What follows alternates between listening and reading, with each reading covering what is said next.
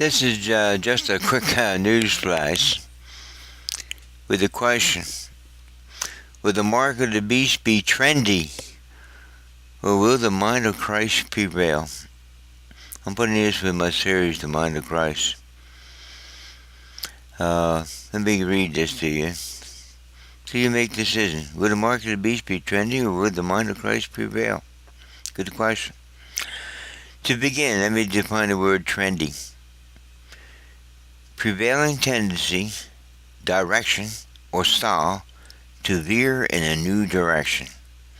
We're in a progressive generation, the new millennials. I brought this out in the videos. The new trend, going the way we're going. Is it good? This world is slowly being conditioned to go with current trends. If you fight it, you'll call it a dinosaur. Someone that's holding back progress or change. You see that? They say that the greatest pain to human nature is the pain of change. No one really likes to change, right? No one's like change because we get in our ways, and to change would disrupt what they call our comfort zones. There are times when change is good for all of us, yet there are times when this change is heading in a destructive direction. We have to learn what these changes are and discover their direction. Another quote I recall: change just for the sake of change isn't really change. We may feel that we have to change so we won't stop progress. So we simply change to not be accused of being a stick in the mud, Yet changing to simply accommodate change would not be wise. Take a hard look at any change in direction and its value. At times it would be wiser to remain where one is rather than going along to be trendy. That trend might lead you to your ruin. Take something to think about. We all remember the changes we went through, especially in our teenage years, and the power of peer pressure. We can look back now with a sense of embarrassment for the things we got ourselves involved in. Remember? What about now? What will you feel if you join in with the latest trend?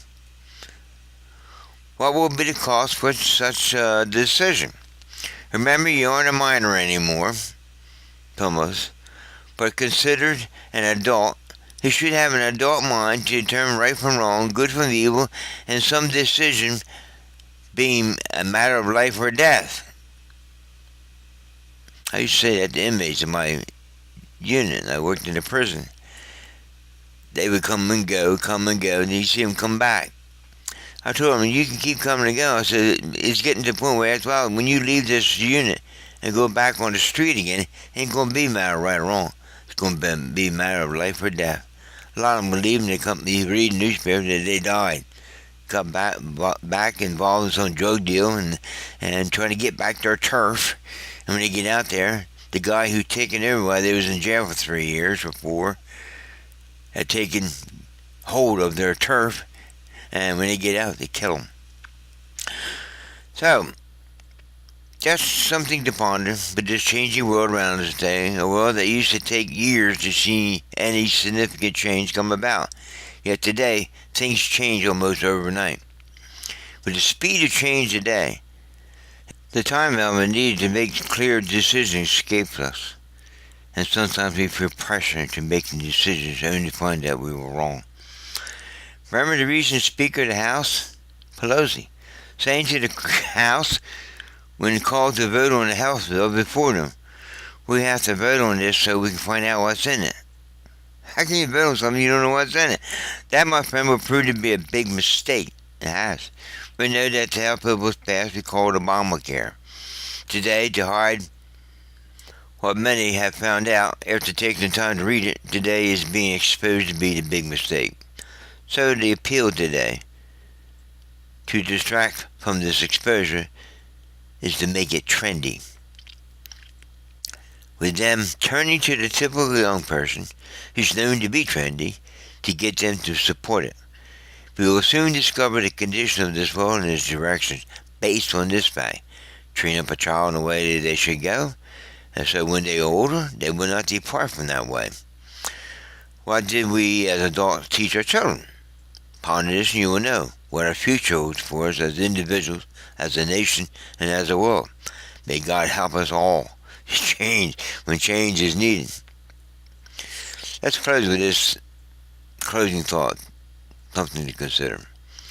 Are you sufficient of yourself, sufficient to evaluate any matter? Do you believe that anyone is so sufficient to the point of being all-knowing?